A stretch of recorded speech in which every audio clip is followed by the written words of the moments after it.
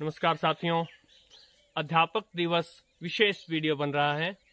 अभी तक आपने इस चैनल पर मुझे एक रेडियो प्रशंसक के रूप में देखा है, किंतु जैसा कि मैंने आप सभी से प्रॉमिस किया था, मैं आपको अपने बारे में और बताऊंगा। मेरी रुचियां सिर्फ रेडियो से हटकर और अनेक विषयों में हैं, किंतु सबसे पहले जो इस वीडियो का टाइटल मैंने बनाया है उस विषय पर बात कर लेते हैं कि एक अध्यापक और एक गुरु में क्या अंतर है। अपने पूरे देश में छात्र तो बहुत ही कम जानते होंगे, अध्यापक भी बहुत ही कम अध्यापक ये अंतर जानते होंगे कि एक टीचर जिसे हम बोलते हैं अध्यापक या शिक्षक, और एक गुरु में क्या अंतर है। क्या टीचर ही या शिक्षक ही अध्यापक ही गुरु होता है? तो जितना मेरी समझ में आता है, नहीं, एक अध्यापक या टीचर या शिक्षक एक गुरु नहीं है।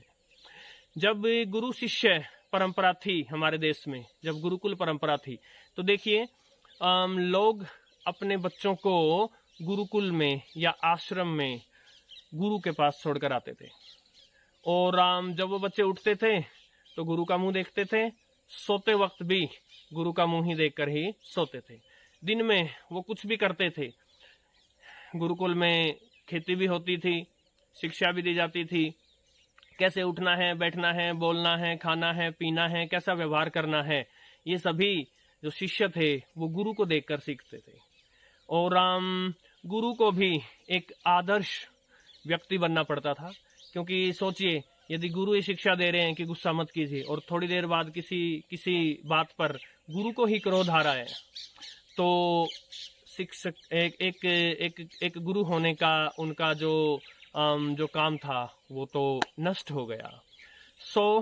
एक शिष्य न केवल जो विषय वस्तु जो पढ़ाई से संबंधित विषय था, न केवल वह अपने गुरु से सीखता था, अपितु सब कुछ, पूरा व्यक्तित्व, पूरी दिनचर्या, अपने जीवन की हर वस्तु वो अपने गुरु से सीखते थे। तो ये संपूर्ण ज्ञान था। अभी आज के समय, जैसे मैं भी एक अध्यापक हूँ, हम अध्यापक लोग मुख्यतः सिर्फ विषय वस्तु ही अपने बच्चों को सिखाते हैं। आशा है आप एक गुरु में और एक अध्यापक या शिक्षक या टीचर में अंतर समझ गए होंगे। वैसे इस विषय में सबकी अपनी अपनी राय हो सकती है। मैं एक बात यहाँ जोड़ना चाहूँगा, एक संदेश देना चाहूँगा कि हमें अध्यापक या शिक्षक या टीचर से ऊपर उठकर गुरु बनने का प्रयास करना चाहिए। हम अपने विद्यार्थियों का जीवन जो है वो निर्धारित कर सकें।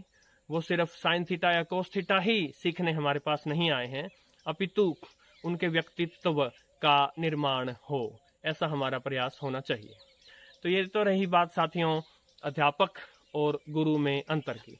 अब मैं अपने विषय में आपके साथ थोड़ी सी जानकारी साझा करना चाहता हूँ उन पुस्तकों के माध्यम से जिनसे मैंने अपने जीवन में अनेक विषयों को जाना और उनमें अपना पांव फंसाया साथियों।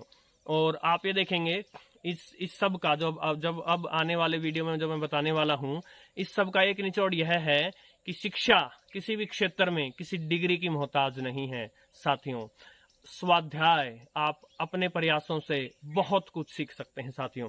और एक बात और मैं बताना चाहूँगा, क्योंकि मैं कला, संस्कृति, अध्यात्म की बात भी करना चाहता हूँ, या कह लीजिए धर्म की बात भी करना चाहता हूँ। मेरा एक स्पष्ट विचार ये रहा है, एक दृष्टिकोण ये रहा है कि विज्ञान से अंधा बनकर हम संस्कृति, धर्म, अध्यात्म को न भूलें, और धर्म, अध्यात्म और संस्कृति से अंधा बनकर हम विज्ञान को न भूलें।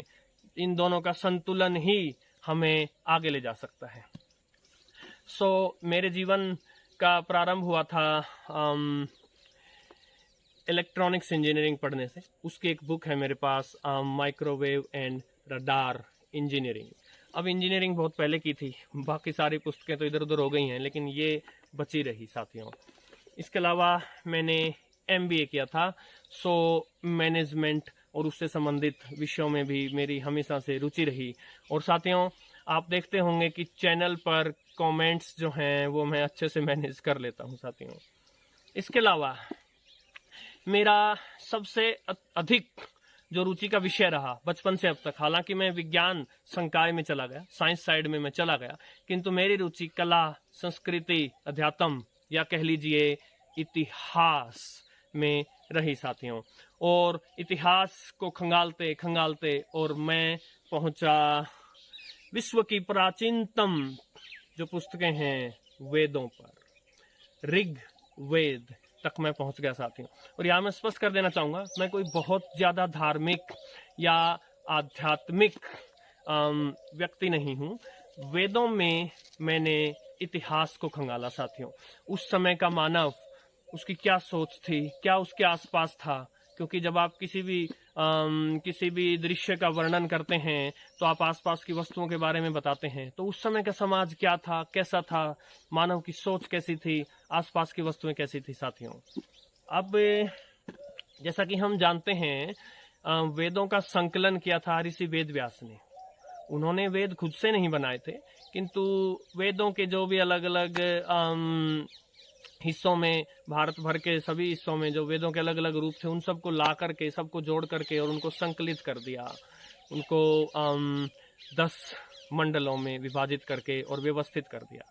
अब ऋषि वेदव्यास के पिता थे ऋषि पाराशर, और ऋषि पाराशर ने लिखी थी बृहद पाराशर होरा शास्त्र, ज्योतिष का मूल ग्रंथ, ज्योतिष के जो सभी विधाएं हैं उन सब की जननी है ये पुस्तक साथियों। वेदों का अध्ययन करते करते और जो एक वेदांग है, जो वेदों की आंखें जिनको बताया गया है, ज्योतिष, मैं वहाँ तक पहुँचा। और यहाँ मैं बता देना चाहूँगा कि मैं ब्राह्मण नहीं हूँ, जाति से मैं जाट हूँ। और मैंने अपनी जाति यानी जाटों के इतिहास को भी खंगाला साथियों। यहाँ पर मैं स्वामी विवेकानंद ने जो अमेरिका में जाकर जब वहाँ के धर्म सम्मेलन में हिस्सा लिया था और जो एक ज़बरदस्त बात कही थी, वो एक शिक्षक के तौर पे दोहराना चाहूँगा। उन्होंने कहा था कि हम भारत के लोग चाहते हैं कि एक हिंदू अच्छा हिंदू बने, एक मुस्लिम अच्छा मुस्लिम बने, एक सिख अच्छा सिख बने, एक ईसाई अच्छा ईसाई बने, एक बौद्ध अच्छा बौद्ध बने और एक जैन अच्छा जैन बने। सभी धर्मों के लोग अपने धर्म की अच्छी बातों को जानें, समझें, उनका चिंतन मनन करें और विश्व जो है वो एक अच्छी जगह बने साथियों। इसके अलावा हम विभिन्न जातियों में विभाजित हैं, तो एक शिक्षक के तौर पे ये संदेश रहेगा कि सभी जातियों में समानता हो और सभी मिलजुल कर भारतीय के रूप में रहें और सभी को अपनी अपनी जाति, अपने धर्म, अपनी संस्कृति और अपनी क्षेत्रीयता पर गर्व हो साथियों। अब वेद मुझे ले गए ज्योतिष पर और ज्योतिष की वजह से मैं चला गया खगोल विद्या पर। रात रात भर जागकर साथियों मैंने आकाश को टटोला है, ग्रहों को, नक्षत्रों को, तारों को, तारामंडलों को पहचाना है। और साथियों ये मेरा एक सपना है कि मैं एक अच्छा टेलीस्कोप लेकर आऊं और अनेक रातें फिर से काली करूं तारों के पीछे साथियों। इसके अलावा मेरा एक इंटरेस्ट का विषय ये रहा कि पूरे विश्व को हमने, भारत ने क्या योगदान दिया। हमने पूरे विश्व के लिए सर्वश्रेष्ठ योगदान दिया है साथियों।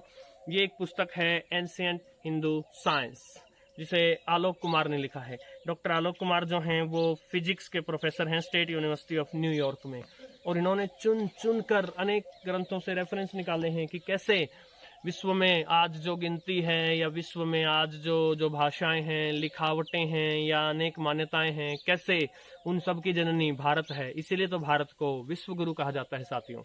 इसके अलावा 2 और पुस्तकें मेरे रास्ते में जो आई, वो एक थी डॉक्टर डेविड फ्रोली की गॉड, सेजेस एंड किंग्स, और एक है मेजर जनरल जीडी बख्शी की द सरस्वती सिविलाइजेशन। इन लेखकों ने पश्चिमी इतिहासकारों के झूठों का पर्दाफाश किया, जिन्होंने हमारे मथे मढ़ दिया था कि भारत की आज की सारी पॉपुलेशन जो है वो यूरोप वगैरह से आई है। नो, इन्होंने साबित किया, और जो आज का विज्ञान, जो आज की डीएनए रिपोर्ट्स हैं वो भी साबित करती हैं कि 12-15 हजार वर्षों से भारत के लोग कहीं से भी नहीं आए, यहीं हैं। सभी चाहे वो किसी धर्म किसी जाति के रहे हों, सभी भारतीय यहीं इसी भूमि पर कभी से ही रह रहे हैं। सो हमारा इतिहास विश्व में प्राचीनतम है साथियों। इसके अलावा एक शिक्षक के तौर पर मैं ये संदेश भी देना चाहूँगा कि हम अंधे होकर पश्चिम और पश्चिमी संस्कृति के पीछे भाग लिए हैं।